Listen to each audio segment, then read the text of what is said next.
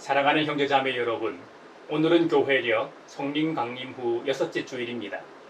우리 주님께서 말씀하신 대로 아버지 하나님께서 보내시겠다고 약속하신 진리의 영, 거룩한 보혜사 성령님을 우리에게 보내셨습니다. 그 성령님께서는 우리에게 모든 것을 가르치시고 성육신하신 우리 주님께서 말씀하신 모든 것을 또한 생각나게 하시고 우리가 예수님을 주님으로 고백하게 감화 감동을 주셨습니다. 우리에게 참 생명과 평안 그리고 이 세상에 참 평화를 주신 주님 앞에 이제 우리의 마음과 뜻을 다하여 영과 진리로 주님의 이름을 찬양하며 예배합시다. 아멘. 만복의 근원 하나님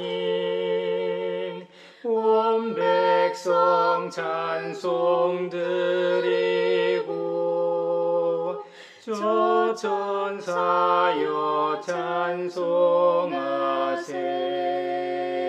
찬송 성부 성자 성령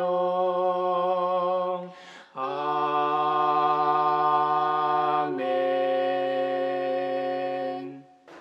주님은 위대하시니 우리 하나님의 성에서 그의 거룩한 산에서 그지없이 찬양을 받으실 분이시다.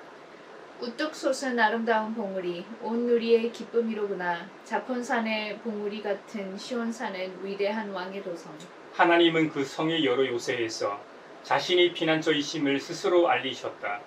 보아라, 이방 왕들이 함께 모여 맹렬히 쳐들어왔다가 시온산을 보자마자 넋을 잃고 혼비백산하여 도망쳤다. 거기에서 그들이 큰 두려움에 사로잡혔으니 고통당하는 그들의 모습이 해산하는 여인과 같고 동풍에 파산되는 다시스의 배와도 같았다. 우리가 들은 바 그대로 우리는 만군의 주님께서 계신 성, 우리 하나님의 성에서 보았다. 하나님께서 이 성을 영원히 견고하게 하신다. 셀라. 하나님의 성전 안에서 우리가 하나님의 한결같은 사랑을 되새겨 보았습니다. 하나님, 주님의 명성에 올리게 주님을 찬양하는 소리도 땅끝까지 퍼졌습니다. 하나님의 오른손에는 구원의 선물이 가득 차 있습니다. 주님의 구원의 능력으로 시온산이 즐거워하고 유다의 딸들이 기뻐서 외칩니다. 너희는 시온성을 돌면서 그 성을 둘러보고 그 망대를 세어보아라. 너희는 그 성벽을 자세히 보고 그 궁궐을 찾아가 살펴보고 그 영광을 전해주어라. 하나님께서 영원토록 우리의 하나님이시니 영원토록 우리를 인도하여 주신다 하여라. 아멘. 주 언약하신 것 끝까지 지키니 저 하늘나라 향하여 곧 가리라. 주 얼굴 배울 때 내 맘이 기쁘고 영원히 주의 영광을 찬양하리.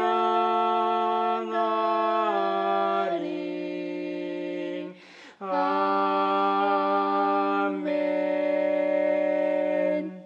주님 안에서 한 식구된 형제자매 여러분, 지극히 높으시고 거룩하신 하나님 앞에 겸손히 엎드려 참 마음으로 우리의 죄를 자복하고 회개함으로써 새로운 말씀을 받읍시다. 용서하신다는 말씀을 의지하여 우리 죄를 고백하오니 용서하시는 하나님이시며 은혜로우시며 긍휼히 여기시며 더디 노하시며 인자가 풍부하신 하나님, 우리 죄를 용서하시고 모든 불의에서 우리를 깨끗하게 해주시옵소서. 주여 주 예수여 저를 기억해 주소서. 주여 주 예수여 당신 나라 임하실 때 주여 주 예수여 저를 기억해 주소서. 주여 주 예수여 당신 나라 임하실 때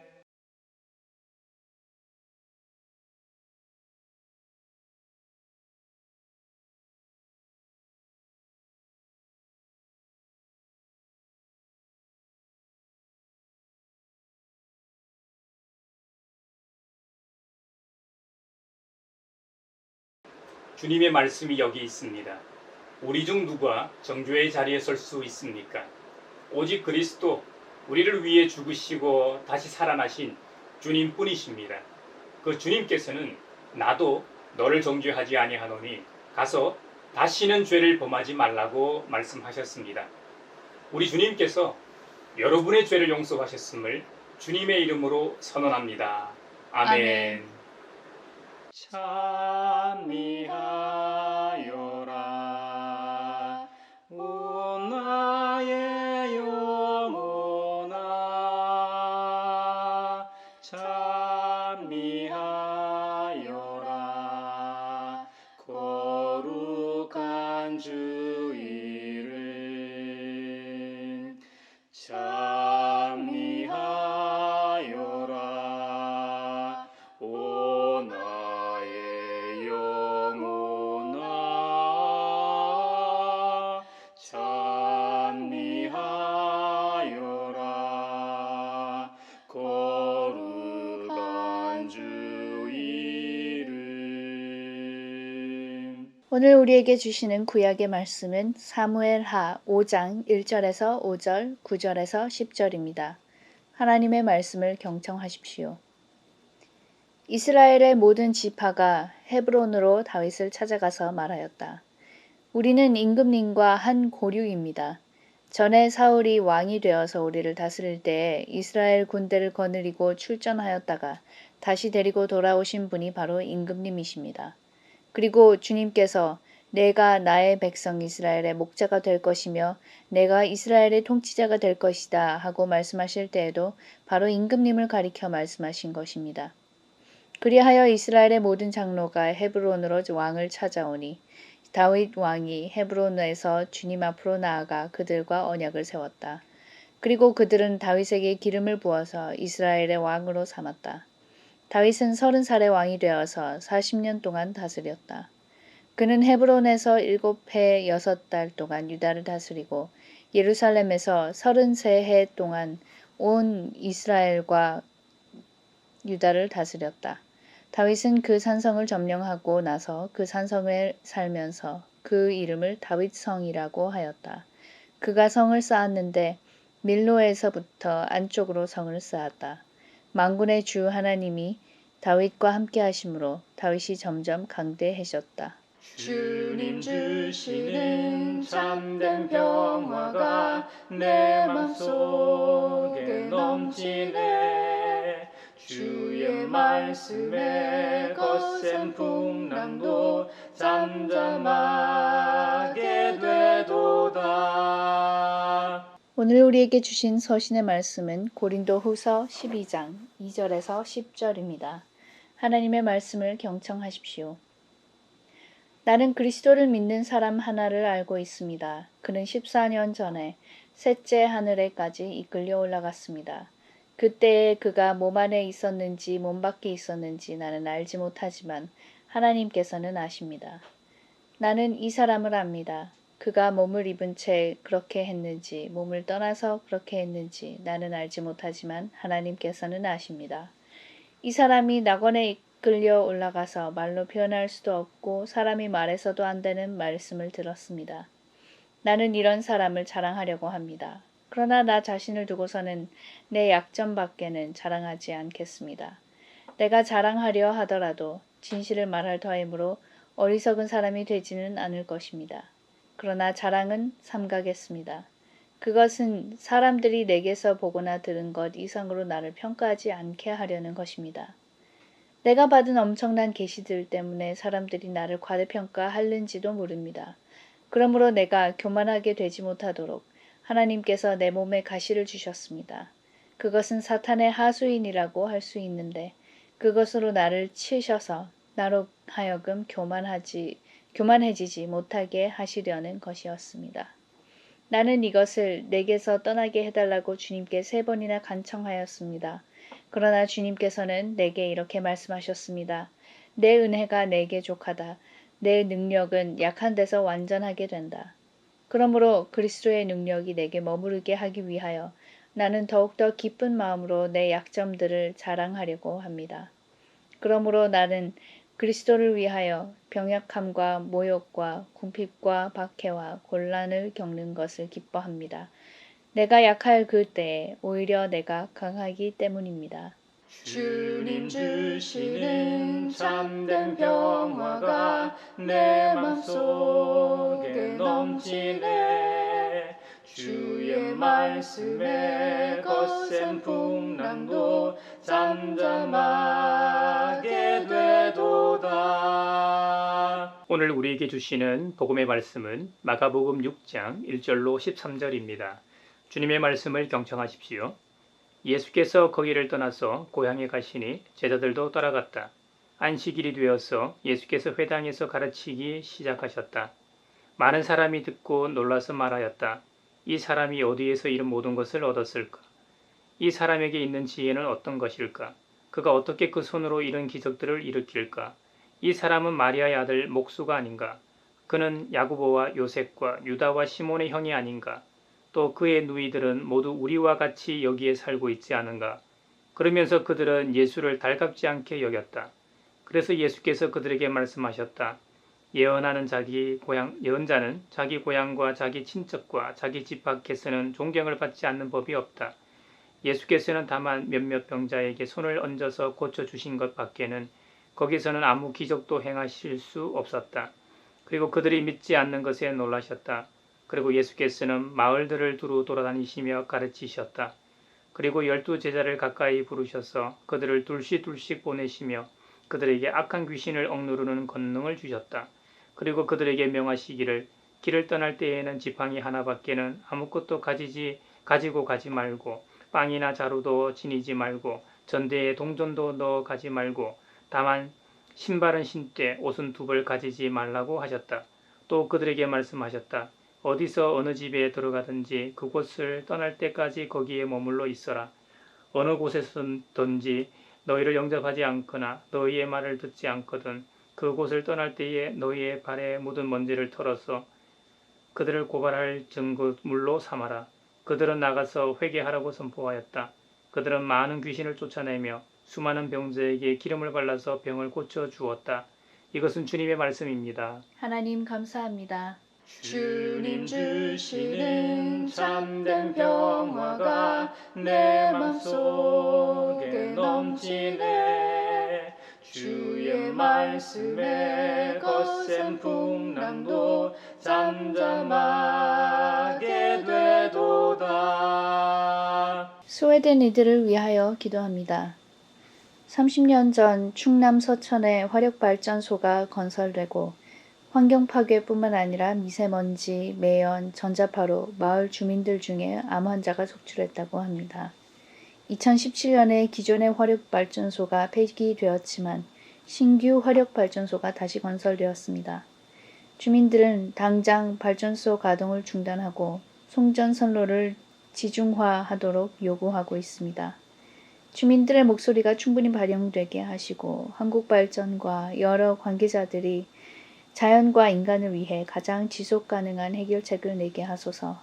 가물함에 마른 땅에 단비를 내리시듯 성령의 단비를 부어 새 생명 주옵소서.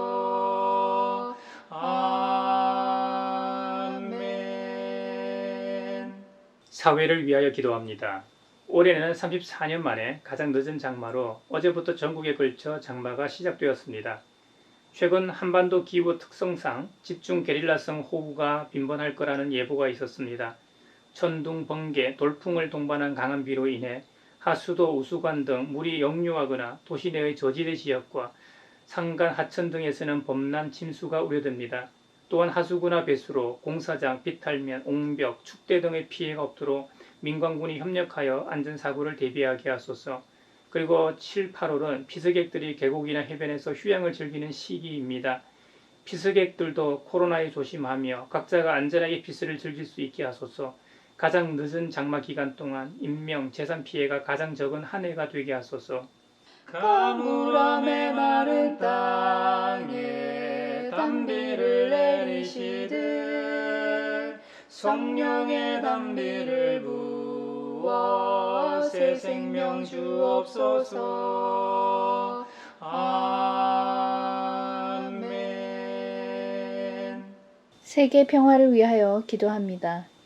기후변화로 인해 지구 곳곳 사람들이 상상할 수 없는 더위를 겪고 있습니다. 지난주 서부 캐나다의 기록적인 고온으로 500명 이상 사람들이 열사병으로 죽었습니다. 이번 여름에는 더위와 산불과 자연재해로 피해보는 사람이 더 이상 없게 하소서. 근본적인 기후변화 문제의 시급성을 전 세계가 인식하여 자연을 망치는 행위를 그만두고 인간과 자연이 더불어 살게 하소서. 가물함에 마른 땅에 단비를 내리시듯 성령의 단비를 부어 새 생명 주옵소서.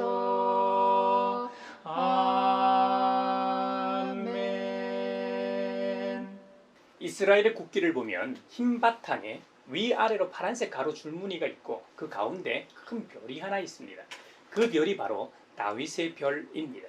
물론 이 국기는 1948년에 제정되었지만 시공간을 초월하여 이스라엘 후손들이 3000년대 조상을 기념하여 국기에 새겨 넣었다는 것은 우리에게 있어 세종대왕이나 광개토 대왕 같은 존재라는 의미일 겁니다. 반만년 역사를 가진 대한민국의 기독교 신자인 우리가 볼 때 우리보다 더 오랜 역사를 가지고 있는 성경에는 기라성 같은 인물들이 참 많습니다. 그 중에서도 우리나라 고조선 시대에 해당하는 다윗은 이스라엘에게 가장 부강한 나라를 선물한 위대한 왕이기 때문일 겁니다. 그 다윗이 소년 목동일 때 블레셋의 골리앗을 죽인 사건은 고대 근동에서 회자되며 이미 위대한 영웅이 탄생했다고 소문이 자자했을 겁니다. 그러자 그를 사위로 삼은 사울이 자신의 왕위를 위협할 세력으로 간주하고 다윗을 제거하고자 했습니다. 그리하여 다윗은 오랜 세월 도망자 신세가 되어 이곳저곳을 떠돌아다녀야 했죠. 심지어 적국으로 도망가서 그곳에서 바보짓도 하고 미친 짓을 해야 살아남을 수 있었던 적도 있었죠. 지난 2주에 걸쳐 살펴본 것처럼 사울이 죽자 그의 집안은 몰락하게 됩니다. 반면 다윗의 집안은 부상하게 되죠. 우리 역사를 통해서도 알 수 있는 것처럼 몰락한 이 왕조의 후예들은 호시탐탐 부흥을 꿈꾸게 됩니다. 우리나라 고대 국가인 고구려 백제 신라 중 가장 약했던 신라가 당나라랑 손잡고 백제 고구려를 차례로 멸망시키지 않습니까? 그래서 한반도를 통일하지 않습니까? 이후 멸망한 백제와 고구려 유민들이 다시 한번 나라를 세우게 됩니다. 견훤에 의해 후백제가, 궁예에 의해 후고구려가 세워지지 않습니까? 이렇듯 이스라엘에서도 몰락한 이 사울의 아들 이스보셋이 있었는데요.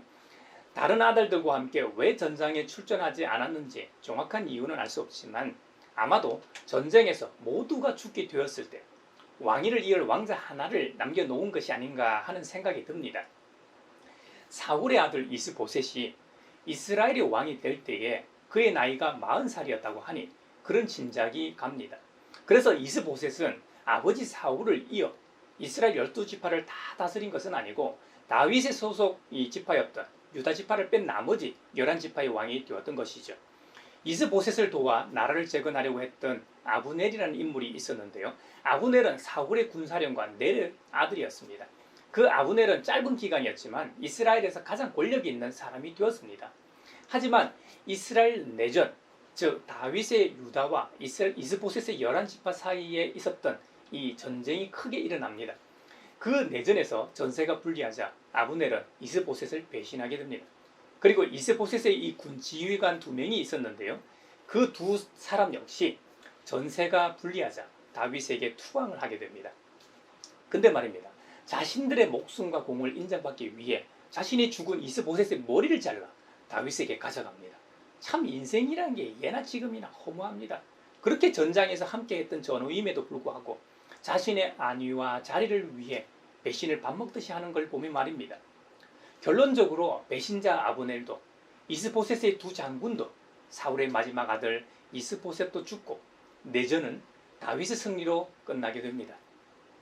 유다 지파야 원래부터 다윗이 속한 지파였으니 원래 다윗 편이었죠. 그렇다면 나머지 11지파는 앞으로 어떻게 되는 걸까요? 오늘 본문에 보면 나머지 지파가 헤브론으로 다윗을 찾아왔다고 합니다. 물론 모든 백성이 왔다는 말은 아니고 그들을 대표하는 장로들이 왔다는 말입니다. 그들의 말이 참으로 웃깁니다. 성경 말씀을 보면 우리는 임금님과 한 고륙입니다. 전에 사울이 왕이 되어서 우리를 다스릴 때에 이스라엘 군대를 거느리고 출전하였다가 다시 데리고 돌아오신 분이 바로 임금님이십니다. 그리고 주님께서 네가 나의 백성 이스라엘 목자가 될 것이며 네가 이스라엘 통치자가 될 것이다 하고 말씀하실 때에도 바로 임금님을 가리켜 말씀하신 것입니다. 여러분 웃기지 않습니까? 전세가 뒤바뀌니까 아부도 이런 아부가 없습니다. 전임 왕이었던 사울이 다스릴 때도 우리를 지켜준 장본인이 바로 사울이 아니라 다윗 왕 당신이었습니다. 예전에 우리가 믿는 하나님께서 이스라엘의 목자가 될 사람도 당신을 가리켜 한 말씀이었고 이스라엘 통치자가 될 사람이라고 말씀하신 사람도 바로 다윗 왕 임금님 당신입니다 하고 다윗을 한껏 지켜 세웁니다. 예나 지금이나 기위주의자들은 있기 마련입니다.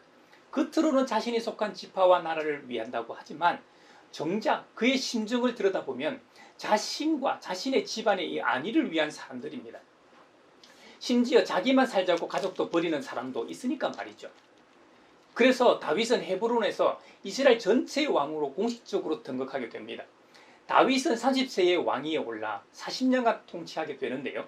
그중 3년 반을 헤브론에서 통치하고 나머지는 예루살렘에서 통치하게 됩니다. 이스라엘의 수도는 예루살렘입니다. 다윗 이전 시대에는 예루살렘이 왕도가 아니었습니다. 그곳에는 여부수 사람들이 살고 있었습니다. 여부수 사람들은 이스라엘 백성들이 출애굽 후 그 땅을 정복하기 전에 살던 시족을 중심으로 한 부족이었을 겁니다. 흥미로운 점은 이 여부수 족속이 살던 위치였습니다. 사울의 왕권을 상징하는 이스라엘과 다윗의 집안이 속한 유다의 경계에 위치하고 있었는데요. 우리나라도 옛날 태조 이성계가 조선을 건국하고 그 도읍지를 이 개성에서 한양으로 천도하지 않았습니까? 그 이후 조선 왕조 500년의 수도였고 현재 대한민국의 수도이기도 합니다. 그만큼 풍수 지리적으로도 중요할 뿐만 아니라 지정학적 위치로 볼 때 외세의 침입을 막고 전 국토를 다스리기 적합한 위치여야 하는데 서울은 이 점에서 적합한 위치였던 것이죠. 다윗도 통치의 중심이 될 왕도를 찾았을 겁니다. 이스라엘이나 유다에 속하지 아니한 곳이 정치적으로 두 세력 간의 다툼이 적게 작용했겠죠. 그래서 고른 곳이 바로 그 경계 지역인 여부수 사람의 성읍이었던 것이죠. 하지만 다윗은 여부수 성읍을 점령할 때 그 성읍 사람들을 몰살하거나 그들을 완전히 쫓아내지 않았습니다. 사무엘하 24장 인구조사에 보면 다윗 정복 이후에도 여부수 사람이 계속 남아 있었음을 보여줍니다. 심지어 그곳의 땅을 살 때도 죗값을 주고 구입했으니까 말이죠. 다윗이 여부수 사람들의 근거지 이 시온산성을 점령하고 그곳의 이름을 다윗성이라고 명명하였습니다. 그 다윗성이 이후에 예루살렘이 되게 됩니다. 물론 이 지역은 시간을 거슬러 올라가며 갈대아 우르를 떠난 믿음의 조상 아브라함이 100세에 낳은 아들 이삭을 하나님의 명령에 따라 산채로 바치려 했던 모리아산이 있던 곳입니다. 그러니 이 지역은 이스라엘 역사적으로 중요한 의미를 지니는 장소라 하겠습니다. 예수님께서 이곳에서 온 인류를 위해 6월절에 산 제물이 되셨던 것처럼 그 옛날 아브라함의 믿음을 시험하시기 위해 그의 아들을 산 제물로 원하셨던 장소가 바로 이곳이니 참으로 의미 있는 장소로 하겠습니다. 믿음의 조상 아브라함이 아들 대신에 순양을 주시며 제물로 바치라고 하시는 주님의 은혜에 감사하여 그곳의 이름을 여호와 이레라 하지 않았습니까? 여호와 이레. 여호와 이레라는 뜻은 주님의 산에서 준비될 것이다 라는 뜻입니다.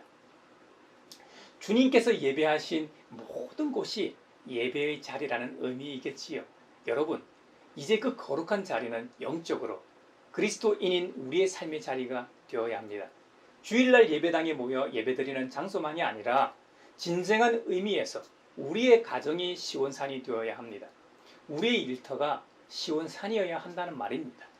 우리가 어느 곳에 있든 우리가 걸어 다니는 곳곳마다 그곳은 거룩한 예루살렘이라는 의미입니다. 시편 기자가 시편 맨 마지막 끝절인 150편 6절에서 찬양하고 있는 것처럼 숨쉬는 사람마다 호흡 있는 사람마다 주님을 찬양하여라. 할렐루야. 예배하는 인생이야말로 창조 섭리에 가장 부합하는 삶이라 하겠습니다.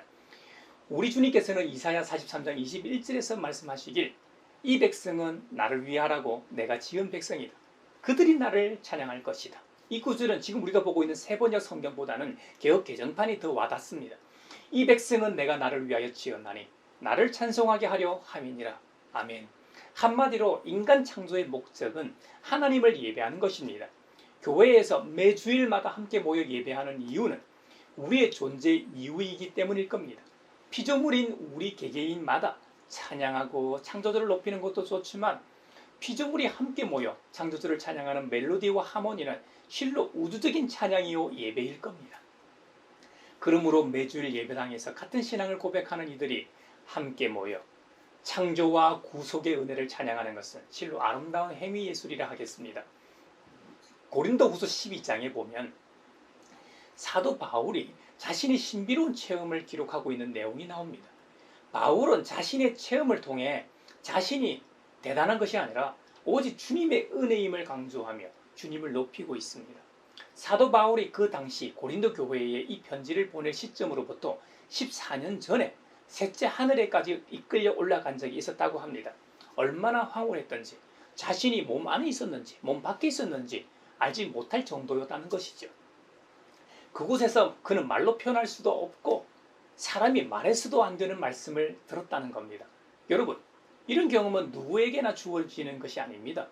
그래서 이 땅에서 누가 천국 경험을 하고 왔다고 하면 교회 기도마다 다니면서 천국 간증 집회를 하지 않습니까? 요즘은 뜸합니다만 예전에는 이런 간증 집회가 참 많았습니다. 적지 않은 사람이 천국을 다녀왔다는데 같은 신앙인으로서 나는 뭔가 하는 생각이 들기도 하고 내 믿음이 작거나 약해서 그렇지 하는 생각도 들다가도 아무리 하나님 마음이시지만 차별하시나 하는 생각도 들기도 합니다. 근데 천국 다녀왔다는 사람들이 말이 사실이라고 하더라도 조심해야 하는 부분이 있습니다. 먼저 천국을 다녀온 사람들은 교만해지기 십상이라는 점입니다. 자기는 본대로 말하고 싶을지 몰라도 주위에서 당신은 우리 중 유일하게 천국을 다녀온 사람이니까 특별하다고 치켜 세웁니다. 그러다 보면 자기도 모르게 사도 바울의 자리에 가 있는지도 모릅니다. 아니 그 이상 가 있는 거죠. 주위에서 자꾸 특별하다고 하니 진짜 특별한 줄 압니다. 그래서 우쭐하게 되죠. 그래서 처음에는 보고 들은 대로 말하다가도 시간이 좀 지나면서 살을 붙이게 됩니다. 본 것 외에 안 본 것을 지어내 말하기도 하고 못 들은 것을 마치 자기가 주님으로부터 직접 들은 것처럼 사실 왜곡하여 말하기도 합니다. 그로 인해 혹세무민하는 현상이 세상과 교회에 나타나게 되는 것이죠. 또 조심해야 하는 부분이 있습니다. 그를 추종하는 세력이든 그를 반대하는 세력이든 천국에 대한 왜곡 현상이 나타난다는 겁니다. 사실 하나님의 나라는 예수님의 말씀처럼 이미 이 땅에 임하여 있습니다.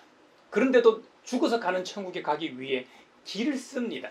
그것은 진정한 의미에서의 천국이 아닐 겁니다. 천국이 없다는 말이 아닙니다. 우리 주님께서 우리가 죽어서도 만나길 원하시지만 살아있는 동안 부활하신 주님과 함께 살아가길 원하신다는 말입니다.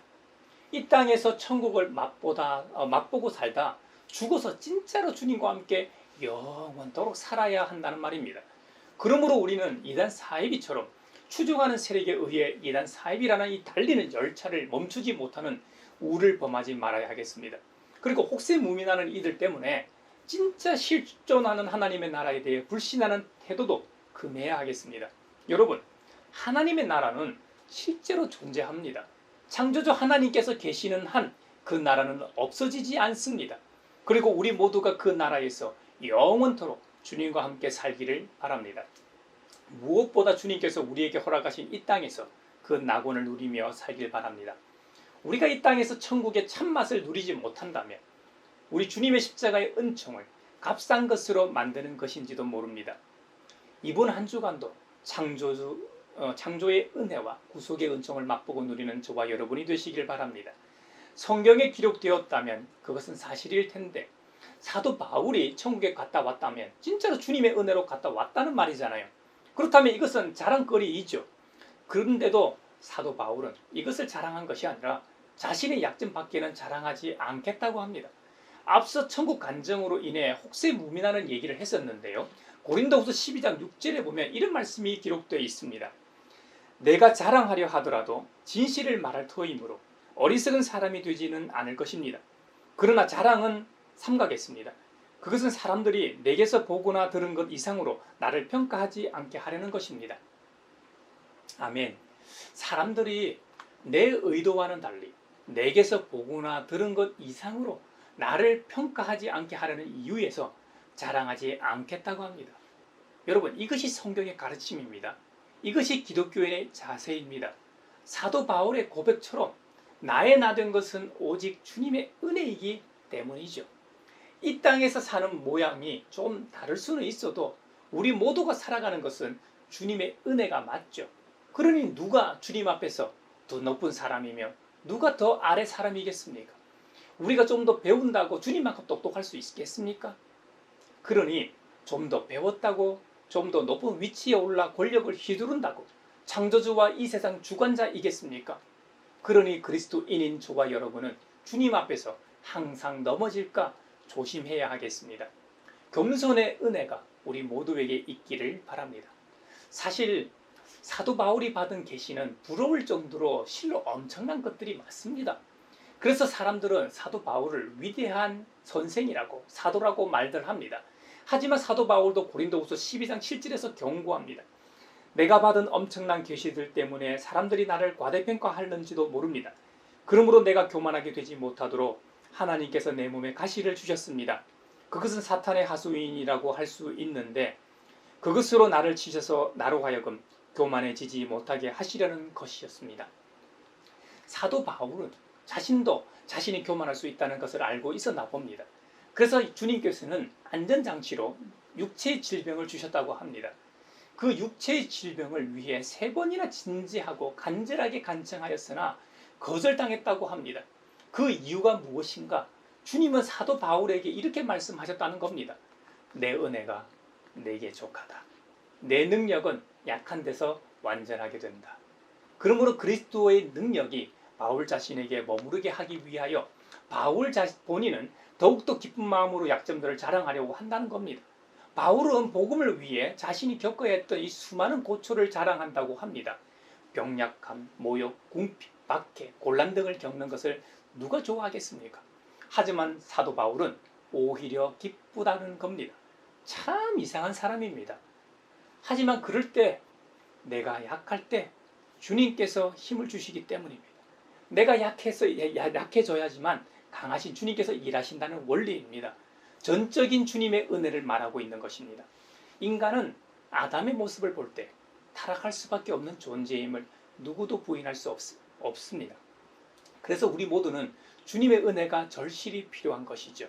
다윗도 시편에서 자신의 일평생 삶의 흔적을 시로 노래하였습니다. 자신의 약함과 추함도 거리낌 없이 기록해 놓았습니다. 목동일 때나 천하를 손에 쥔 왕일 때도 자신의 부족함을 부끄럼 없이 자랑했습니다. 그래야만 주님께서 자신과 함께 하심을 알았기 때문일 겁니다.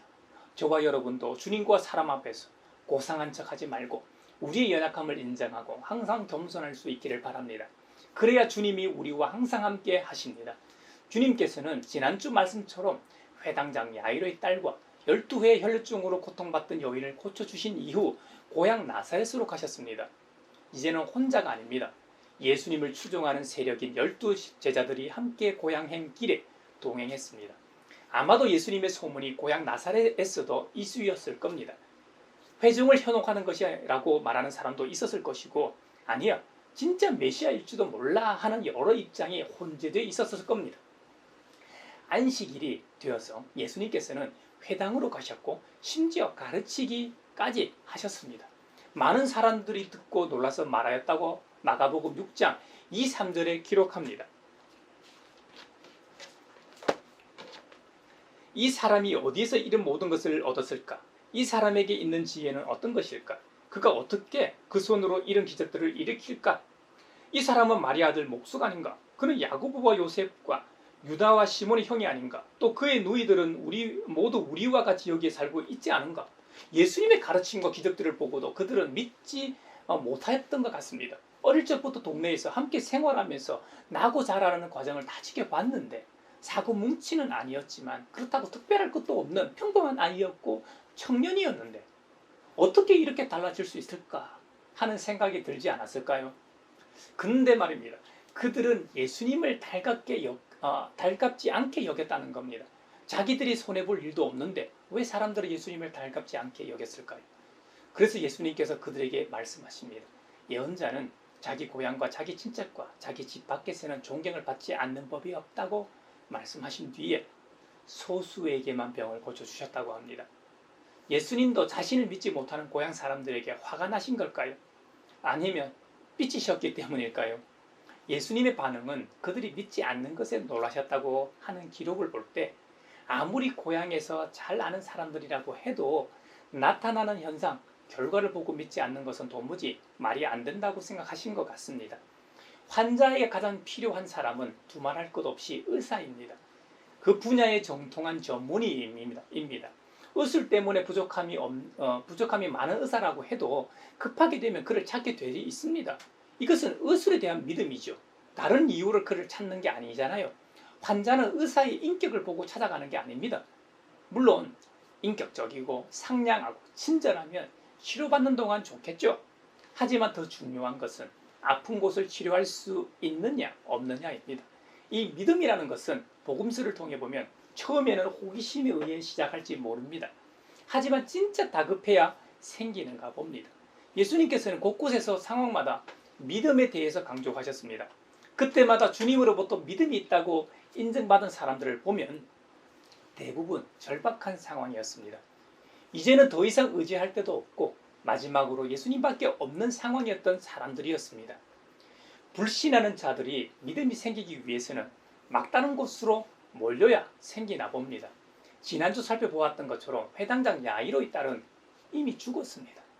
하지만 믿음대로 살아났습니다. 12의 혈증으로 고통받던 여인도 믿음 때문에 그의 병의 근원이 깨끗해졌습니다. 가나안 여자가 자신의 딸이 흉악한 귀신에 들려 죽게 되었을 때 주님께서는 여자여 내 믿음이 크도다 내 소원대로 되리라 하시고 그때로부터 그의 딸이 나으니라고 성경은 기록합니다. 어디 이뿐입니까? 맹인으로 유명했던 여리고의 바디메오는 또 어떻습니까? 바디메오에게도 주님께서는 내 믿음이 너를 구원하였느니라 하시니 그가 곧 보게 되어 예수님을 길에서 따랐다고 하지 않습니까? 심지어 나병 환자 10명이 단체로 치유받기도 했습니다. 그때도 주님께서는 감사의 인사를 하러 온 자에게 내 믿음이 너를 구원하였다고 칭찬하셨습니다. 우리 주님은 밤낮으로 병자들을 고치셨기 때문에 매우 피곤하셨지만 이렇게 믿음 있는 자들을 보시면 순간 에너자이즈가 되곤 하셨습니다. 오늘 본문이 마가복음 6장을 보면 주님께서는 12사도에게도 동일한 능력을 주십니다. 12 제자들을 둘씩 나눠 보내십니다. 그냥 보내신 게 아니라 그들에게 악한 귀신을 제어할 수 있는 권능을 주셨습니다. 주님께서 귀신을 제어하시는 것을 제자들이 봤을 겁니다. 그리고 그 능력을 제자들 자신들에게 주신다고 하니 얼마나 든든했겠습니까? 그런데 보내실 때 빈손으로 가라고 명하십니다. 참 이상하죠? 길을 떠날 때에는 지팡이 하나 외에는 아무것도 가지지 말라고 하십니다. 빵이나 여벌 옷도 가지고 가지 말고 심지어 작은 가방도 메지 말고 비상금도 가지고 가지 말라고 하십니다. 사도 바울이 내가 약할 그때에 곧 강하다고 했던 말과 동일한 원리입니다. 우리가 알아서 다 준비하면 주님이 하실 일이 없습니다. 주님이 필요 없게 됩니다. 그래서 주님은 최소한의 것만 준비하고 나머지는 주님께서 하실 일을 기대하라는 의미일 겁니다. 여러분, 주님의 말씀대로 했더니 어떤 결과가 생겼을까요? 12 제자들은 둘씩 나가서 회개하라고 선포합니다. 그리고 수많은 귀신을 쫓아냈습니다. 그리고 스승인 예수님처럼 수많은 병자에게 기름을 발라 병을 고쳐주었다고 성경은 기록합니다. 이들에게 능력이 있어서가 아닙니다. 그들과 함께 하신 주님 때문에 가능했던 결과입니다. 그들이 주님의 말씀을 믿었기 때문일 겁니다. 그래서 믿음이 중요한 것이죠. 신앙은 믿음을 요구합니다. 다른 건 필요 없습니다. 다른 건 부수적인 것입니다. 그리스도인인 우리에게 있어 주식은 믿음입니다. 다른 건 부식임을 명심하십시다. 다윗은 사무엘로부터 기름 부음을 받고 난 후부터 하나님의 거룩한 영이신 성령님의 인도하심에 따라 살았습니다. 그랬더니 소년 목동이었음에도 불구하고 들에서 양을 칠 때 사나운 육식 동물인 사자나 곰이 달려들어도 양을 지켜낼 수 있었습니다. 이때의 경험이 골리앗을 이길 수 있는 자신감은 물론 왕으로서 자신들의 백성들을 사랑하고 돌보는 훈련이 됐을 겁니다. 이스라엘 국기에 새겨져 있는 다윗의 별은 하루아침에 만들어진 것이 아닙니다. 오랜 세월, 그것도 성령님의 함께 하심으로 준비된 결과였습니다. 그래서 다윗은 온 천하를 손에 쥔 절대 군주였음에도 불구하고 선지자가 잘못을 지적했을 때 외면하지 않고 바로 무릎 꿇고 회개할 수 있었던 것입니다. 이런 겸손함은 하나님의 사람에게서 나타나는 특징입니다. 사도 바울 역시 위대한 복음 전도자로서 살아서 천국을 다녀온 인물이었지만 그것을 자랑하지 않고 자신의 연약함을 자랑함으로 주님만 드러나게 했던 것이죠. 오늘 저와 여러분이 꼭 기억해야 하는 것은 우리 주님처럼 겸손으로 허리를 동이는 것입니다. 믿음의 선배들처럼 주님의 은혜임을 고백하는 것입니다. 내가 잘난 척하는 순간 주님은 멈추십니다. 그러면 우리의 인생은 꼬입니다. 우리의 사역도 교회도 올 수도 되고 맙니다. 우리의 인생이 제대로 돌아가기 위해서는 주님이 앞서 일하셔야 합니다. 이번 한 주간도 주님께서 함께 하시는 저와 여러분이 되시길 바랍니다.